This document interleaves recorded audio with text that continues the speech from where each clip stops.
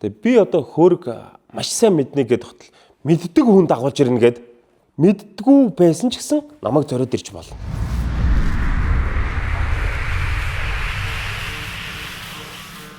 Хөөрг зөвхөн мэдлэг хүндлэх ёсноос гадна бизнесийн салбарт бол маш амжилттай хөшүүрэг болж байгаа. Жишээ нь одоо захиргааны хүндүүд бол лифтний пич буюу одоо хэрвээ та алдартай хөрөнгө оруулагчдын лифтэнд таарах юм бол танд 1 минут тийм боломж байгаа. 1 минутын хугацаанд та нөгөө хөрөнгө оруулагчд таниулж чадах хэрэгтэй. Нөгөө хөрөнгө оруулагчийг алмааруулах хэрэгтэй. Нөгөө хүнийг татах хэрэгтэй. Гэтэл зүгээр гар бариа танилцах бол хамгийн удаанд 31 секунд. 30 секунд хүний гарыг барина гэдэг чинь энэ бэлгийн дарамт болж байна тийм энгийнээр. Гэтэл хөөргийг зөрүүлэхэд хамгийн доод нь 1 минут буюу 60 секунд. Улмаар 3 минут ч болгож болно. Тэгэхээр та өөртөө боломж олгох. Яагаад нийгмийн сэхэтнүүд энэ тэнд хүмүүс голц хөөрг бариад хүнтэй танилцахтаа сайхан хөөрглөөд байдیں۔ Энд чинь өөрийгөө таниулахын тулд хөрөнгө оруулагч мундаг хүнтэй, бизнесмен хүнтэй одоо хаана газар таарангууд хөөргөө сайхан гаргаж ирээд тамхилаад тэр нөгөө чинь таны хөөргийг хажаа явах гээд байхгүй шүү дээ. Би хөөрглөхгүй гэхгүй нөгөө юм чи тээ. Яагаад ч юм хөөрг зөрүүлэнгүүд хүн ихэд тайтгарч эхэлдэг. Амар байна өө. Сайхан өвлжж байна уу гэдэг. Мэхийн хүндэлж аваад өнөрлээд ямар сайхан хөөргөө те.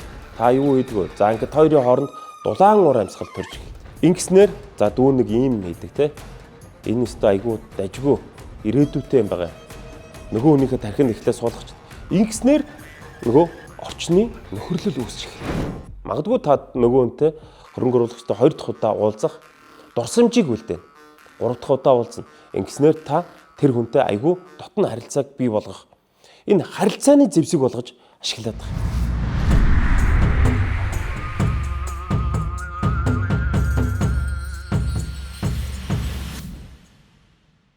Би нэг хөөргийг хийгээд 16 жил болж байна. 2010 оноос хойш.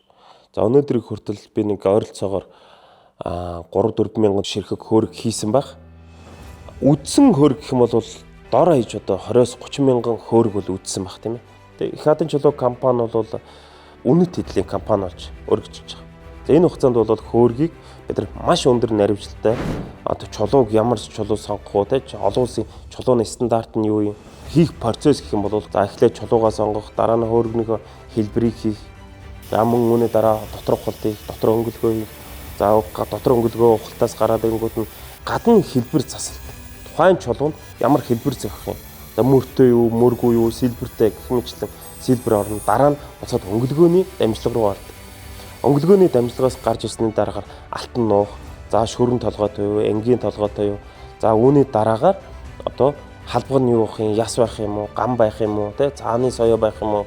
За үүний дараагаар нь дайлан урлал. За үүнд ямар дайлан хэрэгтэй гэх мэтлэн. Ингэж дамжсаар 20 гаруй хүмүүсийн дамжлагаар энэхүү хөөрг таны гар дээр очиход бэлэн болт. Жишээ нь 1 саяас ихсүүлээд одоо 2-300 сая хүртэл ингээд янз бүрийн хөөргнүүд манай дээр байгаа.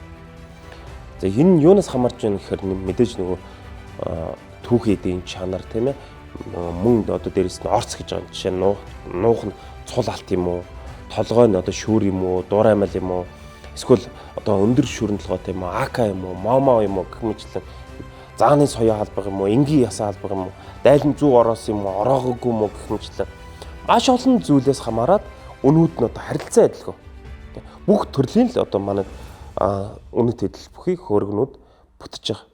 Манайхыг одоо зарим тохиолдолд хэд үнэтэй гэж одоо худлаа сенсац дэгдээгээд одоо зах махтайг ч юм уу хаагур ч юм уу ямар ч хэрэгцээгүй одоо хятад мэд ч юм уу нөхцөн цоорцсон одоо цавтай гэх мэт хинт чирэггүй хог аваад байдаг.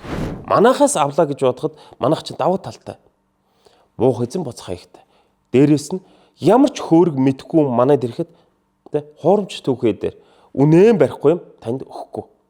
Одоо хөөрг маш сайн мэднэ гэдэг хөтөл мэддэг хүн дагуулж ирнэ гэд 4 сая төгрөгийн хөөрг юуг хангасан байх ёстой гэдгийг мэдхгүй нэг дутуу мэдлэгтэй хүн дагуулж ирээд шал хөндлөм яриад байдаг байхгүй. Мэддгүү байсан ч гэсэн намайг зориод ирж болно.